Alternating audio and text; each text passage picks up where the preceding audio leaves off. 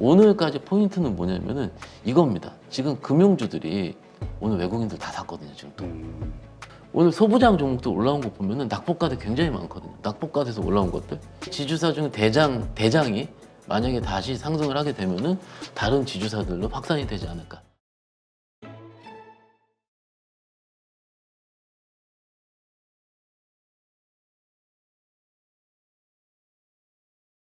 자, 우리가 미국 증시가 그동안 계속 좋았을 때 우리가 계속 빌빌거렸기 때문에 네네. 계속 하는 말이지만 이게 뭔가 좀 버블이 꼈다라고 다들 생각하잖아요. 미국 증시. 네. 이게 조정을 받기 시작하면 그렇잖아도 약했던 우리 증시가 또 어떤 영향을 받게 될 것인가 상당히 두려워하는 마음들이 투자자들마다 있는 것 같아요. 일단 그렇게 마음을 가질 수밖에 없는 가장 큰 이유는 10년물 국채 금리가 4.1이 넘었죠. 그래서 저희 대부분 시장에서 마지노선을 전고점을 4.3 정도로 보는 것 같아요. 10년물 국채 금리를. 근데 아직은 4.16 정도로 제가 확인을 했기 때문에 조금은 좀 남았다라는 거고, 개인적으로는 미국 증시가 부러지는 거는요, 실적 시세에 잘 안 부러졌었습니다. 지금 슈퍼위크 계속 지나고 있는 중이고, 일례로 메타가 지금 20% 급등이 나오면서 지금 좀 빠질 수 있는 거를 휙 감았잖아요. 그렇죠. 그러니까는 메타가 오른 이유는 딱 한 가지입니다. 실적입니다. 실적. 그러니까는 실적 시즌을 지날 때는 아직은 좀 해볼만 하다라는 측면. 그리고 저기 6일에서 7일로 넘어가는 미국 시장도 부담이 없어 보이는 게 왜 그러냐면 중국이 지금 급등이 나와버리는 바람에 미국 시장도 영향을 받을 거거든요. 그래서 조금은 우호적일 것 같다. 일단 하루 이틀은 좀 그렇게 느끼는 중이고요. 그런데 여기서 문제는 뭐냐면은 미국 국채 금리가 오르면은 소위 코리아 증시 내의 업종별로 희비가 갈린다는 거죠. 그러니까 예를 들어서 금리 인상 때 직격탄을 받았던 섹터인 바이오라든지 그렇지. 게임이라든지 이런 섹터들이 조금 더 영향을 받지 않을까라고 좀 걱정이 되는 소위 거예요. 그 돈 못 버는 성장주들. 맞습니다. 예. 미국 시장 자체도 그러니까 맞습니다. 그런 종목들은 못 오르거든요. 거의 러셀 그러니까 2000 보면은. 맞습니다. 그러니까는 잘 벌고 있는 일라일 신고가지 계속 잘 가지 않습니까? 그런데 막상 그 안에 중소형주 단에 있는 것들, 그러니까 코스닥이 약했던 이유가, 물론 최근에 우리 기사 보면은요, 욕도 엄청 많이 하세요. 댓글 보면은. 뭐냐면은 기관들이 코스닥 팔고 다 지금 이제 금융주라든 저피별주 넘어가지 않습니까? 그러니까는 왜 넘어가느냐. 근데 하이닉스도 많이 팔았거든요.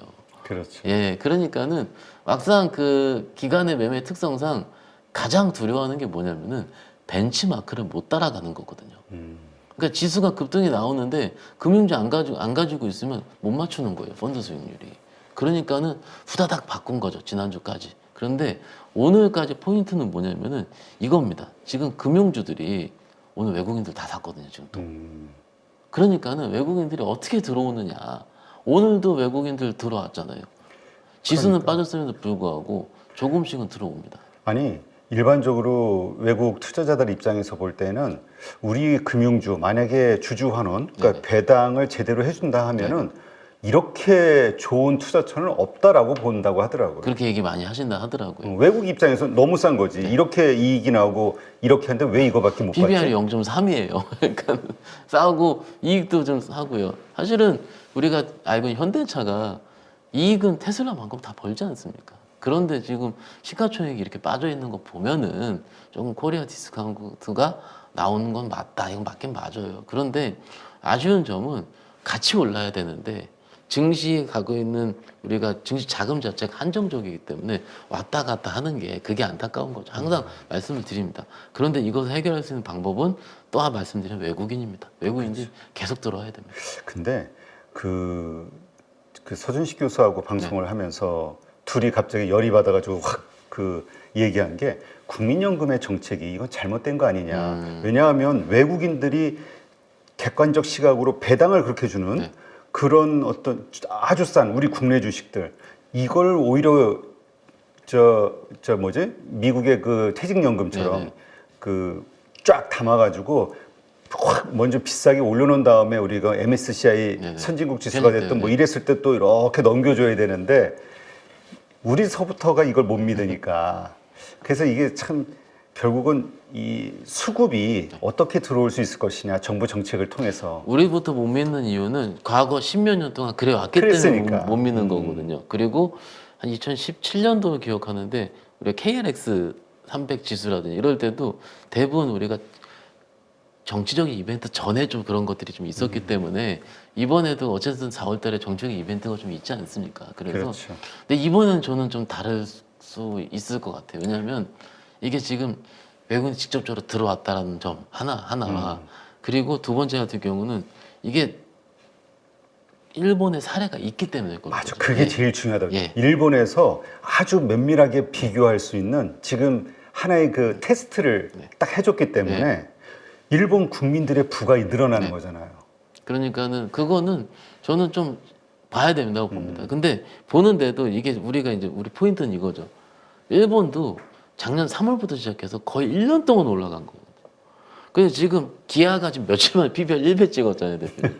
이건 너무- 급하다는 거죠. 우리는 쏠림 현상이 아니, 화끈해. 일본 1년 간 거를 저희는 지금 며칠 만에 이렇게 찍어버리니까는 이거죠, 이거. 이게 지금 코리아 증시 어쩔 수 없는 특성이라고 생각하시는 것도 있지만은 이런 변동성이 커지면은 외국인들 그걸 싫어합니다, 또. 그렇지. 예. 왜냐면 그들 사고 있는데 기관은 계속 팔아 제껴봐요. 그들도 또 이게 짜증이 나는 거거든요. 그러니까는 가장 좋은 거는 꾸준하게 우상향하는 거. 그게 가장 좋은 겁니다. 맞아요. 그래서 장기 투자의 어떤 강력한 세제 혜택이라든가 그 하여튼 우리 퇴직연금, 네. 채권이 전부 묶여 있는 이 퇴직연금을 그 시장에 과감하게 들어와야죠, 투자할 수 이쪽으로. 있는 예. 메리트를 확확 줘야 돼요. 저도 기억이 나는 게 예전에 중국 증시가 이제 후강통 개방하면서 강하게 오를 때 있지 않습니까? 그때 퇴직연금이 남아있다 이런 얘기도 많이 했었거든요. 왜냐면은 지금 우리가 이제 펜션이죠. 그런 연금 계좌 자체가 굉장히 커요. 굉장히. 미국도 그렇고 우리도 그렇고 그래서 일단 그 시장을 한번 보는 것도 답이 될 수 있다 생각하고 있습니다. 네, 알겠습니다. 자, 하여튼 이렇게 우리 한국 증시에 뭔가 영향을 줄 만한 요소들 또 뭐가 있을까를 이제 한번 보는 거죠. 이제 FOMC는 끝났고 뭐가 있을까? 긍정적이든 부정적이든. 일단 우리 증시에 영향을 주는 거는 일단은 수요일 날 밤에 일단 미국의 10년물 국채 입찰이 있습니다. 국채 입찰을 봐야 되는 거고 기타 뭐 다른 것들은 저희가 이제 목요일 날 시장이 마감을 하지 않습니까? 그렇기 때문에 제 요 얘기를 좀 드려볼게요. 저도 이제 특히 이제 거래소도 그렇고 코스닥도 그렇고 소위 개인 투자자들 역량이 많아졌다 항상 말씀을 드리는데 제가 좀 통화하고 제 지인들이 있는데 좀 주식을 오래 하고 많이 하는 사람들. 그럼 코스닥 성장주는 언제예요? 라고 물어봤어요. 그러니까 구정 좀 끝나고 오르지 않겠습니까? 그게 공통적인 대답이에요. 그리고 두 번째는 일단 이러면 저 PBR 관련해서 끝났습니까? 물어보니까 계속되지 않겠습니까? 이게 지금 제가 들은 일반적인 얘기거든요. 네. 근데 오늘 시장 같은 경우는 코스닥 그 낙폭과대 종목들이 많이 올랐어요. 그건 충분히 그럴 수 있습니다. 그러면은 우리가 섹터를 정하고 뭔가 매매를 할 때 어떻게 할까요? 같이 해야 되는 거죠. 성장주 안 좋아서 끝났어. 이런 부분이 아닙니다. 아니고 많이 빠진 것들은 또 대반등이 나오고요. 오늘 소부장 종목도 올라온 거 보면은 낙폭과대 굉장히 많거든요. 낙폭과대에서 올라온 것들. 그러니까는 소부장 반도체도 좋은 겁니다. ACMM 안 합니까? 다 합니다. 다 하는데 최근에 삼성전자 일부 루머도 있었다고 하고 HBM 불량이다 뭐다 수율이 안 좋다 다 삼성전자 해명 다 했지 않습니까? 그러니까는 그냥 우리가 했었었던 12월 1월에 했었었던 그런 섹터들 있잖아요. 그 섹터 살아 있는데 거기는 분할로 조금씩 하고 왜냐면 낙폭 과대니까요. 그리고 지금 서 있는 PBR 저 PBR 관련들도 우리가 그때 했었던 것처럼 매매 플레이를 하고 이런 식으로 좀 원래 했던 대로 하신다면 어떨까 싶고요. 이게 지금 또 하나의 포인트는 뭐냐면 저희가 이제 금요일 날부터 쉬는데 중국도 같이 쉬잖아요. 그렇죠. 그런데 화요일 날 저희가 출근을 해서 장을 였는데 그때 중국은 쉬어요. 그러니까 중국 리스크가 좀 없어져요. 그럼 그때 미국 봐야 됩니다. 그렇죠. 예, 그래서 요거까지 같이 보신다면은 조금은 저는 오히려 우리가 구정 이후에 조금 부담이 없는 증시가 되지 않을까 말씀드릴 수 있습니다. 네. 자, 이러한 우리 바탕 위에서 네네. 지금 우리가 좀 주목해야 되는 지금의 시장 흐름에서 종목들이 있다면 어떤 게 있을까요? 일단 저희가 시장 흐름으로 봤을 때 우리 다 얘기를 한 거예요. 저 PBR가 한 번에 끝날 것인가? 이거 아니라고 생각을 했잖아요. 그러면은 오늘 시장에서 저 PBR 많이 밀렸는데 안 밀린 종목이 있습니다. KB금융. 은행주는 안 밀립니다. 그러니까는 장중에 조금씩은 밀린 거 있지만은 은행주는 밀리지 않고 있기 때문에 만약에 수급적으로 봤을 때 외국인들이 들어온다면은 꾸준할 수 있다 이런 거고 아시다시피 아이디어를 드릴게요. 이건 제가 종목 추천 개념이 아니고 만약에 외국인들이 배당을 노리고 들어온다라는 전제를 했을 때 4대 금융지주주들이 좋을까요? 다른 종목이 좋을까요? 이것도 아이디어가 될 수 있거든요. 4대 금융지주로 갈 것인가? 아니면은 배당 측면이라면은 4대 금융지주는 분기 배당을 하고 있고 그런데 기업은행이 기배당을 하거든요. 아, 그래요? 예, 그러니까 아직은 안 바뀌었습니다. 그러면은 배당 측면에서는 기업은행이 좀 더 강할 수도 있는 거죠. 그렇지. 그러니까 이게 그 섹터가 활황을 걸어서 투자 전략이 미세하게 재어지면은 이렇게 전략이 좀 바뀔 수가 있거든요. 그런 식으로 기업은행도 일단 배당이 좀 더 많을 수 있다. 이런 식으로 어제까지 굉장히 강하더라고요. 또 그러니까는 계속 혹은 신한주주는 이런 논리 때문에 이러고 모노 이것도 놀리고 각 섹터별로 그 논리가 다 달라질 수 있는 거고 그리고 우리가 또 알고 있는 은행주 중에서 그 지방은행들 있지 않습니까? 지방은행은 PBR이 더 싸거든요. 그러니까 지방은행으로 확산되느냐 안 되느냐 저 PBR 은행주 안에서도 이것이 포인트고요. 그에 대한 온도차를 박 차장 너는 어떻게 느끼냐라고 여쭤볼 수 있거든요. 저는요 위클리 자료를 봅니다. 그 증권사의 위클리 자료 보면은 일주일에 흐름이 다 나와 있어요. 그러니까 그 흐름을 보고서 이번 주에는 예를 들어서 그 배당의 센 종목이 좋겠다라든지 예를 들어서 지방은행이 좋겠다 그런 것들이 다 나오거든요. 그래서 우리 투자자분들도 증권사별로 자료 좀 보시는 거. 왜냐하면은 지금 사실은요 지금까지는 1월 달에는 약간 내러티브성 종목들이 많이 움직였습니다. 그러면은 증권사의 입김보다는 사실은 뭐라 그럴까요? 조금은 개인들의 입김이 셌었어요. 그런데 요렇게 좀 약간은 증권사 특유의 섹터들이 가게 되면은 증권사 자료 잘 보셔야 됩니다. 저도요 증권사 자료를 좀 보고 있어요. 요즘도. 그러니까는 그것들이 좀 여러분들한테 좀 도움이 될 수 있다는 측면 말씀드릴 수 있겠고 오늘 또 밀린 지주사들도 많이 밀렸거든요. 근데 네. 밀린 논리가 뭐냐면은 아마도 지주사의 대표적인 경우가 삼성물산이거든요. 삼성물산이 오늘 좀 밀렸어요. 밀린 이유가 밀렸다 좀 올라오긴 했는데 아마도 이렇지 않겠습니까? 어제 이재용 부회장 이제 1심 선고가 났지 않습니까? 선고가 난 다음에 이게 세론이 되지 않을까 이런 것도 시장에서 우려감이 나왔었어요. 그런데 지금 오늘 끌어올린 거 보면은 세론은 아니거든요. 그러니 이게 지주사 중 대장이 만약에 다시 상승을 하게 되면은 다른 지주사들로 확산이 되지 않을까. 이게 보면은 다 이것들이 아이디어들입니다. 저 PBR 안에서도 아이디어. 혹은 기타 다른 중소형주 단에서 움직이는 거. 그러면 중소형주 단에서 움직일 때 우리가 어떤 고민을 하실 수가 있냐면은 그런 거예요. 역시 증권사 레포트 안에서 얘도 저 PBR이다. 이런 식으로. 원래 한 3주 전에는 증권사 레포트들이 나올 때 얘도 온디바이스다 했을 때 그거 스치면 많이 올라갔거든요. 지금은 이제 아마 저 PBR에다가 나오면은 더 세게 움직일 겁니다. 그래서 최근에 레포트를 보는 주요 키워드들도 지금 바뀌고 있다는 점을 같이 강조시켜 드릴 수가 있겠습니다. 네, 알겠습니다.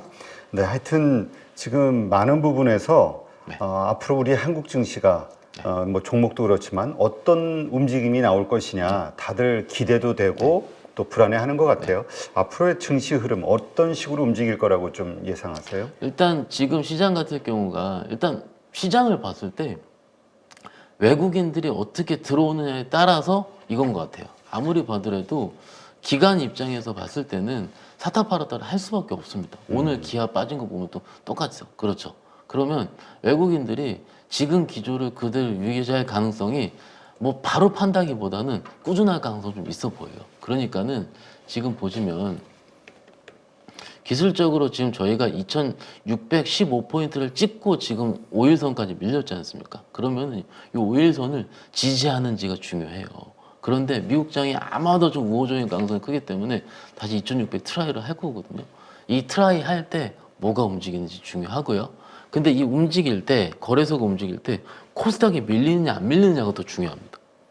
그러면은 우리 투자자분들은 오늘 대부분이죠. 코스닥 살았다 드디어. 뭐 저기 한국의 컴퓨터도 오르고 이렇게 얘기하시는데 그렇죠. 오케이 다 좋아요. 좋은데 이게 지금 아직까지는 이쪽이 추세 형성이 조금은 덜 될 가능성이 좀 있어요. 성장주 쪽은. 그러니까는 그거를 같이 보시는 게 중요할 것 같고요. 지금 지수가 중요한 것보다는 지수보다는요. 항상 드리는 말씀이지만 종목이 더 중요하거든요. 지금은. 그러니까는 종목 셀렉션에 좀 주안점을 두신다면 어떨까 싶습니다. 그러면 그 종목과 관련해서는 아무래도 저 PBR주 네. 이쪽에 대한 관심을 좀 꼭 금융주만이 아니더라도 그렇죠. 가지고 있고 여기서 성장주를 버려야 되는 측면이 아니거든요. 좀 아이디어상 말씀드리자면 최근에 좀 뭐라 그럴까요? 시장이 빠지는데 오늘 처음 빨간불이 들어온 쪽이 어디냐면 우주항공 쪽. 빨간불 들어와서 LIG, 넥소모터 시작을 해가지고 컨택 빨간불이 좀 들어와 있고요. 그리고 로봇도요. 에브리봇 굉장히 강해요. 네. 그러니까는 이쪽도 근데 차트 보면은 오른 것도 없습니다. 최근에 빠진 것들 보면은 AI가 많이 올랐었잖아요. 그렇죠. 거기가 더 많이 빠지는 거예요. 근데 미리 좀 움직이지 않았던 섹터는 잘 자리 위치하고 있습니다. 그러니까는 와 당장 내일 급등은 아니더라도 이 성장 섹터도 있으니까 이쪽으로 좀 움직인다라고 보는 게 어떨까 싶습니다. 그러니까 결국 많이 빠진 그러니까 낙폭과대주 부담이 없는 쪽이요.